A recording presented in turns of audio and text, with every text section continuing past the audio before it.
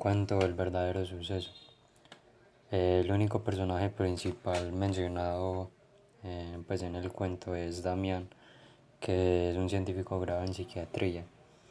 Por el ejercicio escritural que hace, como tal en la narración de este cuento, sabemos que por lo menos presenta una capacidad de inteligencia media que le permite llevar este ejercicio de escritura en un diario, y como es graduado en psiquiatría, también se podría deducir que la edad media sería entre unos 23, 26 años más o menos. No, en el cuento no se presentan como en específico algunos otros personajes, entonces voy a proceder pues a contar el cuento. Recuerdo que, leyendo para sí, haciendo un ademán de coger un librito, comienza a leer.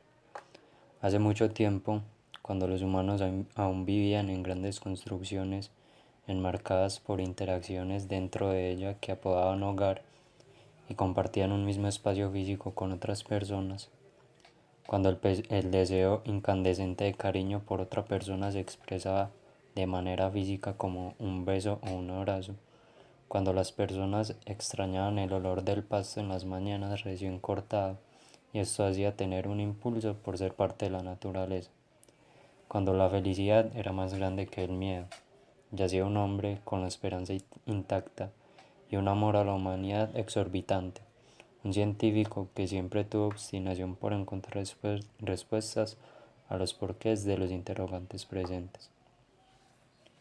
Yo, Damián, un científico graduado en psiquiatría, ahora recuerdo con nostalgia lo que hace unos años fue y ahora no es.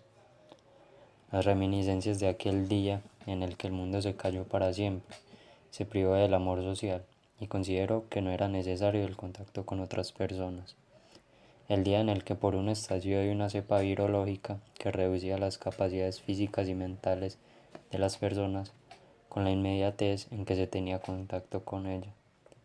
Recuerdo la incertidumbre en la población, esa que corrompe hasta el más certero de pensamiento. En todos los lugares el ambiente era tenso y el aire pesado, parecía con la presión de 1 millón de yunques, que se sentía hasta en el correr de la sangre, por el simple hecho de no saber lo que mañana pasaría.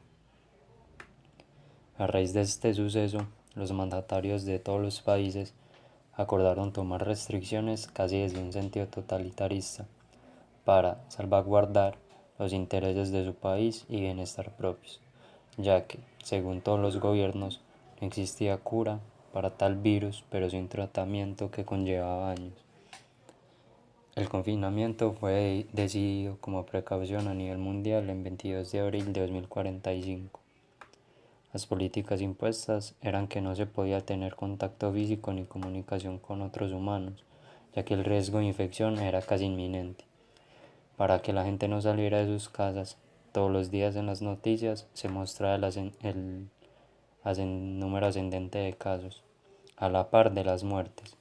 Además, todo aquel que sintiera el deseo de salir, al hacerlo, era perseguido por patrullas policiales que lo capturaban y llevaban a centros de bienestar, donde nunca se volvió a saber de ellos.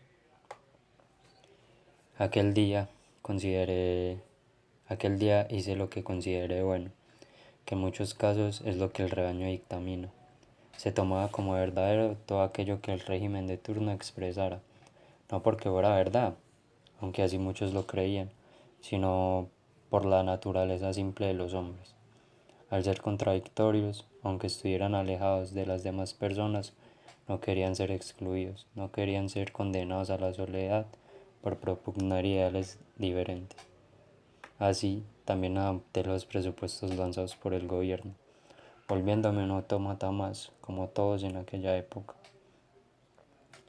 20 años después de aquella fecha, se siguió con el confinamiento estricto, de acuerdo a que los apoderados territoriales así seguían considerando la mejor opción, buscando, según ellos, siempre el bienestar de todos, ya que y pienso que es la estrategia el que tiene el poder. La violencia, en toda la legitimidad de la palabra, presenta resistencia cuando es utilizada. En cambio, la violencia sutil, enmascarada de altruismo, genera no solo confianza, sino gratitud. Las personas con el paso del tiempo se fueron a vivir a lugares solitarios como auténticos ermitaños.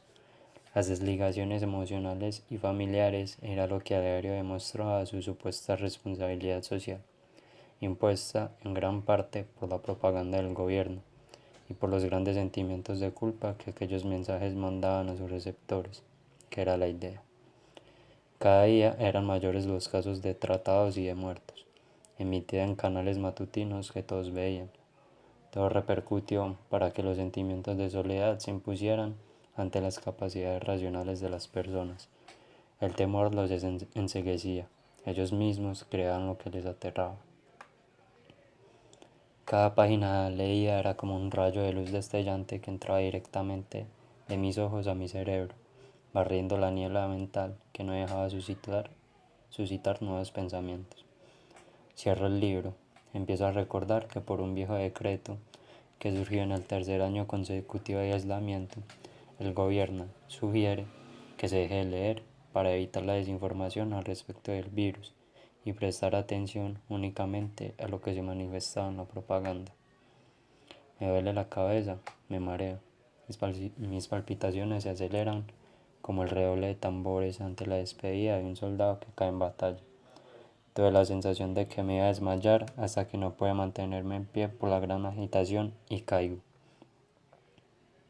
Estando en el suelo, empiezo a tener un flashback de lo escrito y vivido durante los años de aislamiento. Recuerdo las interventidas sustentaciones del gobierno para subyugarnos mentalmente, haciendo que nos olvidáramos del pasado vivido, del dolor que es un recuerdo necesario para mantenerse vivo de algo. Recuerdo los acalorados encuentros entre los que salían y los uniformados represores del gobierno, la intensidad de agresiones y los inolvidables nombres olvidados.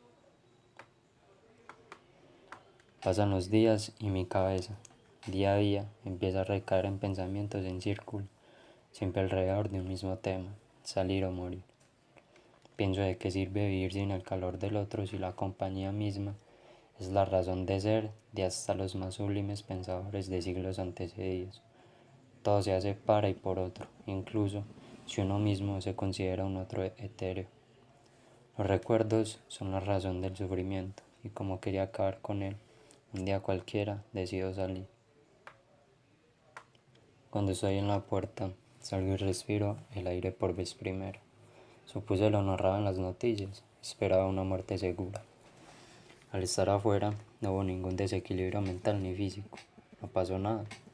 No nota a nadie alrededor. Había una desolación en las calles y todas las casas recubiertas por barricadas. Un silencio ensordecedor llevaba un naufragio de pensamientos a mi cabeza sobre qué pasaba, dónde estaban las autoridades o si en realidad existía aquel virus pandémico letal. Lo que realmente importaba era cuánto tiempo fue que se nos encerró y privó de socializaciones sin razones aparentes. Y me doy cuenta de que solo existió un suceso realmente importante, y fue la aparición del miedo en la vida diaria, ya que todo condicionamiento tiende a lograr que la gente ame su inevitable destino social. En este caso, doblegarse ante las circunstancias para abandonar su esencia.